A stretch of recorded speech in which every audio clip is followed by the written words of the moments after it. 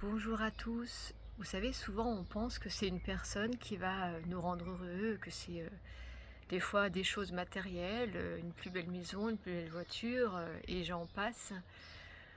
En définitive, on se rend compte que ça marche jamais en fait, ça dure qu'un temps, parce que tant que nous-mêmes nous n'arrivons pas à nous rendre heureux par nous-mêmes, eh bien, on va constamment chercher le bonheur à l'extérieur de nous et on va finir par se faire mal parce qu'il n'est pas du tout à l'extérieur, il est en nous-mêmes. Et donc, pour être véritablement heureux, c'est important de comprendre qu'il nous faut apprendre en fait à apprécier qui on devient, qui on est. Donc, c'est important de faire un travail sur nous, de s'introspecter pour voir en fait ce qui manque d'harmonie en nous, ce qui fonctionne mal, ce qu'on n'aime pas, ce qui ne colle pas à nos inspirations, pour y travailler et puis chaque jour s'entraîner à pratiquer ce nous qui colle avec nos désirs et pour apprendre petit à petit à s'apprécier.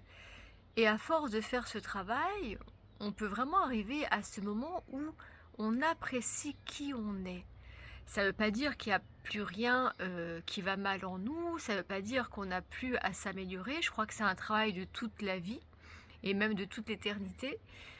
Mais c'est, arrivé à un moment où on a fait tellement d'efforts à arrêter de pratiquer le nous qu'on n'aime pas, qui ne colle pas à nos valeurs, ce nous qui vient souvent de notre éducation, qui est le résultat en fait de nos expériences passées et puis pratiquer, un nous, inspirant, un nous qui colle à nos idéaux, un nous qu'on a envie d'aimer. À force de le pratiquer, eh bien, on le devient puisque le cerveau, le corps, l'esprit apprennent, par la répétition et à un moment donné, eh bien, c'est ça qui nous comble de bonheur parce qu'on s'aime bien, on s'apprécie, on aime, on apprécie la personne qu'on est devenue et tout à l'heure, je faisais mes courses et puis, j'ai commencé à discuter avec une personne, qui venait de la Réunion parce que j'ai senti, enfin déjà ça se voyait sur sa tête, puis j'ai senti dans sa façon de parler. Donc on a commencé à parler et puis, cette personne me racontait et c'est tellement inspirant que ça fait 17 ans qu'elle est abstinente par rapport à l'alcool et donc je lui ai demandé un petit peu son parcours parce que je trouve ça extraordinaire. Je sais à quel point il faut trouver une force en nous, du courage, des ressources pour se libérer du démon de l'alcool, hein. C'est une addiction tellement difficile, c'est pas pour rien qu'on la qualifie de maladie. Et donc, je lui disais, mais alors du coup, qu'est-ce qui t'aide à faire sens à ta vie? Qu'est-ce qui t'aide à pas replonger? Parce que il me disait, bah, il est célibataire, pas d'enfant, enfin voilà, seul en fait. Et je lui dis: «Mais qu'est-ce qui fait que t'as pas replongé?» Il m'a dit: «Bah, c'est parce que, je suis tombé amoureux de qui je suis devenue» et j'ai trouvé ça mais, magique. C'est ce que je dis aux gens. Je dis aux gens qu'on doit apprendre à tomber amoureux en fait de soi-même, de notre vie, de nos idéaux pour, se donner une ligne de conduite et puis faire des choix inspirants et j'ai trouvé ça tellement beau, de la bouche de cet homme, qui, avec un parcours tellement difficile, a commencé à l'alcool à 14 ans, est devenu addict, a tout perdu à cause de l'alcool, s'en est sorti tout seul et aujourd'hui, l'entendre dire: «Mais je suis tombé amoureux, je suis amoureux de qui je suis», c'est extraordinaire et cet homme, eh bien, en fait, il travaille, il n'a pas un travail, forcément épanouissant, mais il est très investi dans, les associations, dans la vie associative et il passe son temps à aider les gens.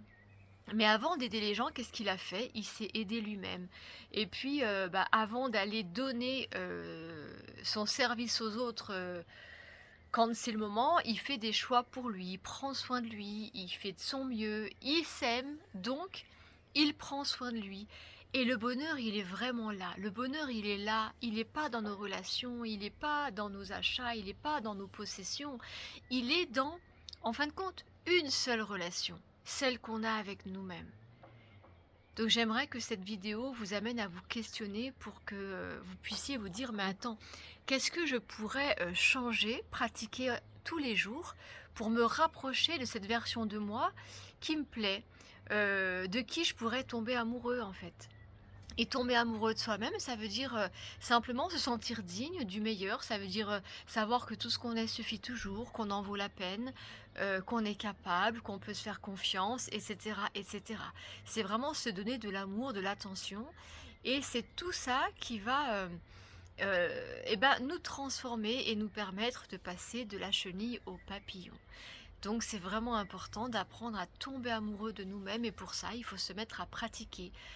Un nous, un nous qui va nous inspirer, un nous qui va nous passionner, un nous avec qui on aimerait être en fait. Vous savez souvent, on a envie de rencontrer, le grand amour ou d'avoir, des plus belles relations amicales ou familiales, mais on peut se demander: «Mais je veux ça, mais en fin de compte, comment moi je suis avec les autres? Comment moi je suis avec moi-même? Est-ce que en fonction de comment je suis dans ma tête avec moi-même au quotidien, comment je me perçois, comment je me comporte, est-ce que ça là, ça inspire l'amour aux autres pour moi?» Et quand on se pose cette question, on arrive à cibler ce qui cloche en nous, ce qu'on doit harmoniser, améliorer, transformer. Et c'est comme ça que petit à petit, on attire l'amour. Et l'amour, c'est pas forcément une relation de couple. L'amour, c'est au quotidien des moments avec des gens, des regards, des attentions, des aides, des situations favorables. L'amour, ça a tellement de dimensions en fait. Et forcément, à force de pratiquer tout ça, oui, un jour, on va vraiment, tomber sur cette personne qui nous correspondra ou si on l'a déjà, ça va vraiment harmoniser notre relation parce que dès que nous, on change en nous-mêmes pour nous-mêmes, ensuite c'est le monde qui change pour nous. Merci à vous.